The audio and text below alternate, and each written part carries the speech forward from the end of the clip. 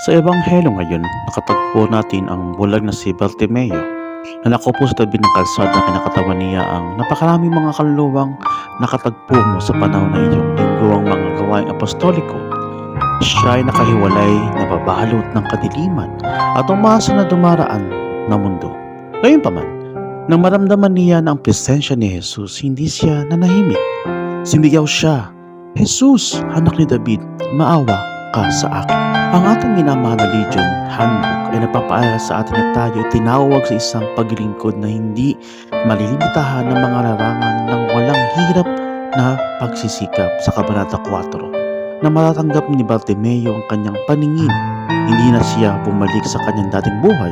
Sinundan niya si Jesus sa daan. Mga kapwa ko legionaryo, kapag nagasagawa ng ating mga lingguang gawain apostoliko, titignan ba natin ang mga hirap o walang malasakit na mga kaluluwa na may mga mata na paghihina ng loob ng tao?